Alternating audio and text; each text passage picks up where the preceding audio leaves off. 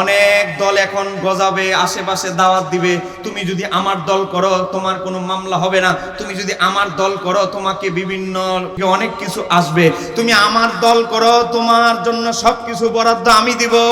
এ বাবা, বহু লোক দেখাবে, বহু কিছু আপনাদেরকে অফার দিবে। মনে রাখতে হবে আমরা এমন একটা দলের অনুসারী, জীবন চলে যাবে, জীবন থেকে রূহ বের হয়ে যাবে, তারপরে আমরা নিজেদের আহলে সুন্নাত ওয়াল জামাত দল ত্যাগ করব না। চিৎকার দিয়ে বলতে হবে ঠিক কিনা, আরেকটু করে বলতে হবে ঠিক কিনা। আমার অমুক দল জান্নাতি দল, এখন তো আবার অমুক ইসলামী দল আবার সার্টিফিকেট বিতরণ শুরু করে দিয়েছে। কথা বলে না কেন ঠিক কিনা?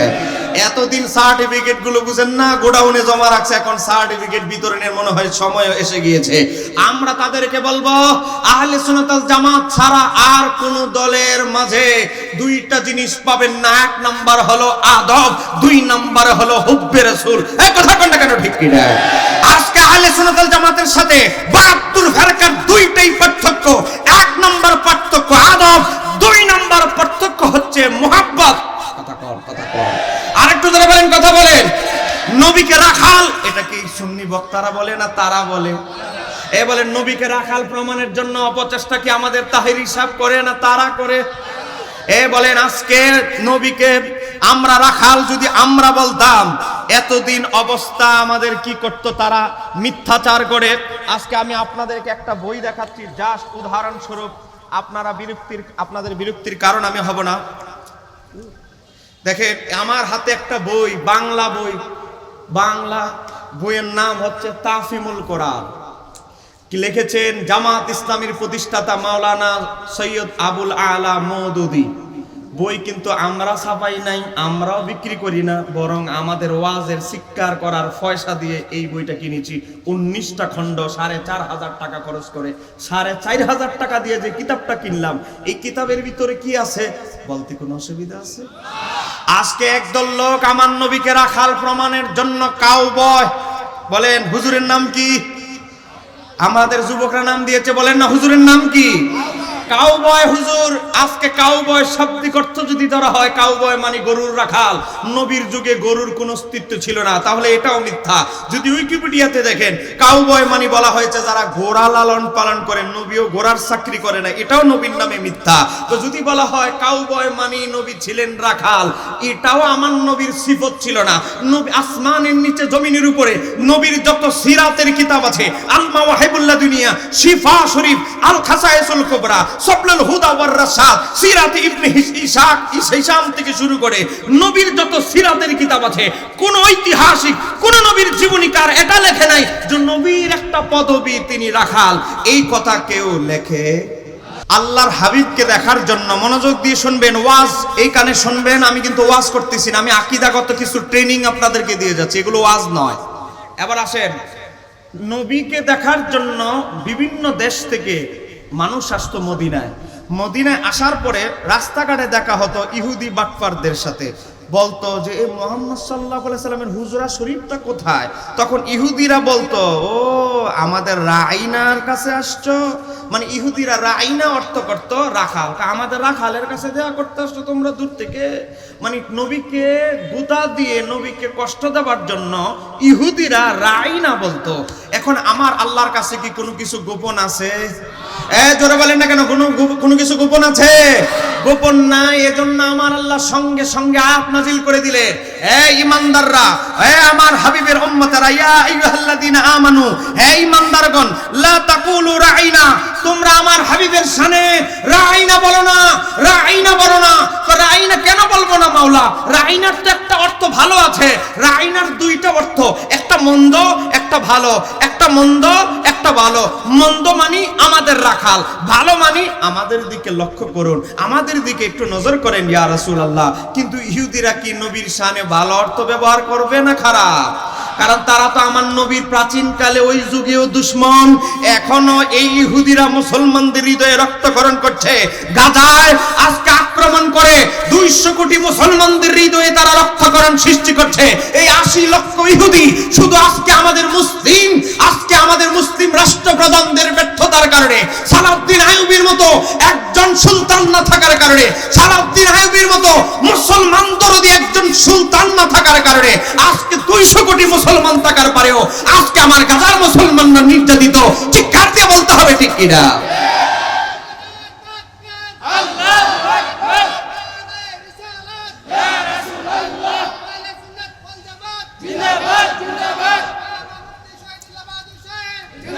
স্লোগান দিতে হবে না। এবার আসেন, এই রাইনা নবীকে রাখাল বলে সম্বোধন করত একমাত্র আসমানের নিচে জমিনের উপরে একটা সম্প্রদায়, তারা কারা? ইহুদি। জোরে বলেন তারা কারা? আরেকটু জোরে বলতে হবে তারা কারা? ইহুদি নবীকে রাখাল বলে সম্বোধন করলে যাদের হৃদয়ে আনন্দ পেত তার একটাই সম্প্রদায়, তারা হলো ইহুদি। এবার দেখেন মওদুদী সাহেব, মাওলানা আবুল আলা মওদুদী সাহেব তার তাহফিমুল কোরআনের প্রথম খণ্ড পৃষ্ঠা নম্বর হলো 87, সেখানের মধ্যে বলতেছে কই যে ইহুদিরা নবীকে রাইনা বলতো, তাই মুসলমানদেরকে হুকুম দেওয়া হয়েছে তোমরা এই শব্দটি ব্যবহার না করে বরং উনজুর না বলো। একটু জোরে বলেন না মারহাবা। তাহলে মওদুদী সাহেবের কিতাব থেকেই বোঝা গেল যে নবীকে রাখাল বলে সম্বোধন করা একমাত্র ইহুদিদের স্বভাব। আরেকটু জোরে বলেন একমাত্র কাদের স্বভাব? তাহলে আজকে যারা এমনারদের শায়েখ এত গরম বক্তব্য দেওয়ার পরেও, আমার নবীকে রাখাল বলার পরেও যারা চুপ, যারা দল কানা, দলের প্রতি অন্ধত্বের কারণে নিজেদের হুজুর ভুল করেছে বলে নবীর শানে বেয়াদবির পরেও চুপ থাকে, বলেন তাদের কাছে কি আমরা ইমানের হেফাজতের আশা রাখতে পারি?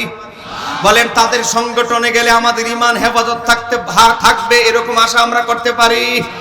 আজকে চতুর্দিকে ইসলামের অপব্যাখ্যা চলছে, ভুল ইসলামকে সঠিক ইসলাম বলে চালিয়ে দেওয়ার চেষ্টা চলছে।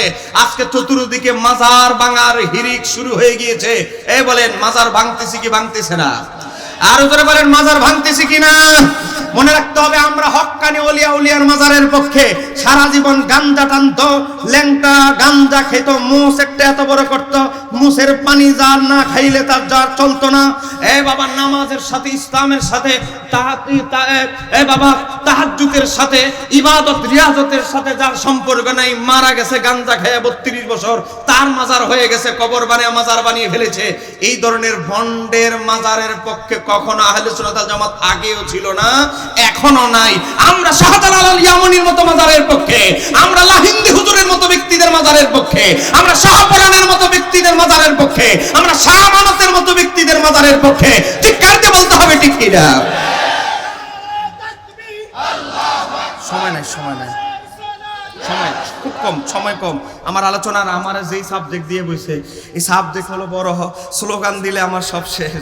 এবার আসেন, কথা বলতে হবে বেশি, সময় হলো কম। আমি আপনাদেরকে একটা হাদিসের ব্যাখ্যা আপনাদেরকে আজকে আমি দিয়ে যেতে হচ্ছে। কেন? কারণ এটা বাংলাদেশের একটা গুরুত্বপূর্ণ ইস্যু হয়ে দাঁড়িয়েছে, মাজার ভাঙা। দেখেন এই আমাদের ভাইরা একটা হাদিস তারা দলিল দেয়, দলিল সহিহ মুসলিম শরীফ 969 নম্বর হাদিস, তিরমিজি শরীফ 1049 নম্বর হাদিস, নাসাই শরীফ 2031 নম্বর হাদিস। কয় কি? আমার নবী হযরতে আলীকে বললেন, আলী আমি তোমাকে হুকুম দিচ্ছি, এই যে দেখতেছো মদিনার যে উঁচু উঁচু কবরগুলো, এই উঁচু উঁচু কবরগুলো সব তুমি ভেঙে সমান করে দাও। আর আমার বাতিলপন্থী ভাইয়েরা সুযোগ পেয়ে গেছে, দেখো হযরত আলীকে আল্লাহর হাবিব উঁচু যত মাজার আছে সব ভেঙে ফেলতে আদেশ করেছে। অতএব উঁচু কোনো মাজার থাকবে না, সব মাজার পাউডারের মতো মাটির সাথে মিশিয়ে দিতে হবে। এটাই আল্লাহর হাবিবের হুকুম। একটু জোরে বলা যাবে কি নাউজুবিল্লাহ? আর একটু জোরে বলেন না নাউজুবিল্লাহ। এবার আসেন, হযরতে আলীকে নবী কোন কবরগুলো ভেঙে ফেলতে আদেশ করেছে এটার ব্যাখ্যা জানার একটু দরকার আছে না নাই? আমার নবী যখন মক্কা থেকে মদিনায় গেলেন, আমি যে ব্যাখ্যাটা দিচ্ছি এটা আহলে হাদিসদের বড় হুজুর ইবনুল কাইয়্যিম জাওজি নবীর জীবনী লিখেছে, জাদুল মাআদ সেই কিতাবের ভিতরে উল্লেখ করেছে। সেই কিতাব থেকে হুবহু আমি আপনাদেরকে বাংলা ট্রান্সলেট করে বলছি। আল্লাহর হাবিব যখন মক্কা থেকে মদিনায় গেলেন, মুনাফিকদের সর্দার আব্দুল্লাহ ইবনে উবাই সেও বলি, ইয়া রাসূলুল্লাহ আমি আমার বাড়িতে বিছানা ঠিক করে রেখেছি, আপনি আমার বাড়িতে যান। চোর বাটপার সিটার দরিদ্র ধনী যত লোক আছে সবাই আমার নবীকে দাওয়াত দিচ্ছে। প্রথম মেহমানদারিটা তারা করতে চায়, বাটপারে করতে চায়, মুনাফিকদের সর্দারেও করতে চায়। আমার নবী বলে, আমি আজকে কার বাড়িতে মেহমান হব এটা নির্ধারণ করবে আমার ওট। আমার ওট যার বাড়ির সামনে গিয়ে থেমে যাবে, আমি রাসূলুল্লাহ আজকে তার মেহমান হব। আল্লাহর হাবিবের ওট মোবারক, আল্লাহর হাবিবের ওট হযরতে আবু আইয়ুব আনসারীর বাড়িতে থেমে গেলেন। আল্লাহ হাবিব আবু আইয়ুব আনসারীর মেহমান হলেন। মনোযোগ, আবু আইয়ুব আনসারীর দাদার বাবা ছিলেন একজন রোমান সম্রাট। তিনি যখন ইয়াসরিব মদিনা শহর দিয়ে যাচ্ছিলেন, তার সাথে ছিল একজন ইহুদি পণ্ডিত আলেম। সে বলতে লাগলো, সম্রাট আপনি কি জানেন এই শহরের নাম কি? একটু এদিকে এই শহরের নাম কি আপনি জানেন? কোন শহর এটা? এটার নাম ইয়াসরিব, অচিরে এটার নাম হবে মদিনাতুল মুনাওয়ারা, মদিনা তৈয়বা। এই শহরের কি গুরুত্ব? এই শহরে ইনজিল কিতাবে, তাওরাত কিতাবে আখিরি নবীর যে আলোচনা, সিফতের আলোচনা শুনতে পান, ওই নবীর রওজা হবে এই শহরে, এবং ওই নবীর হিজরতের শহর হবে এই ইয়াসরিব। একটু জোরে বলেন না সুবহানাল্লাহ। রোমান সম্রাট তখন কি করলো? আমি তো ওনার তাওরাত কিতাবে অনেক প্রশংসা শুনেছি, ইনজিল কিতাবে ওনার অনেক প্রশংসা শুনেছি, আমার বড় মনে চায় আমি যদি সাক্ষাতে ওনাকে একটা সালাম দিতে পারতাম, ওনার হাতে পায়ে যদি একটা বার চুমু খেতে পারতাম।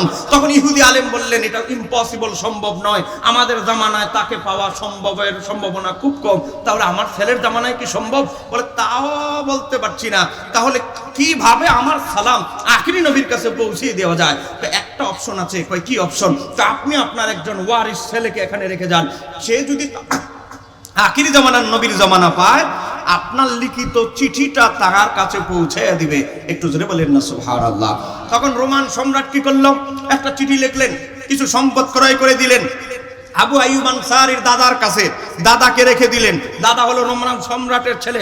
আবু আইয়ুব আনসারীর দাদা এক চলে মদিনা শরীফে বসবাস করতে লাগলেন। অনেক সয় সম্পদ দিয়ে গিয়েছে তার বাবা কিনে। এরপরে তার ছেলে হলো আবু আইয়ুব আনসারী। বংশ পরম্পরায় একটা চিঠি চলে আসলো। এই চিঠি দিল আল্লাহর হাবিবের কাছে। আল্লাহর হাবিব চিঠি পেয়ে খুশি হয়ে গেলেন।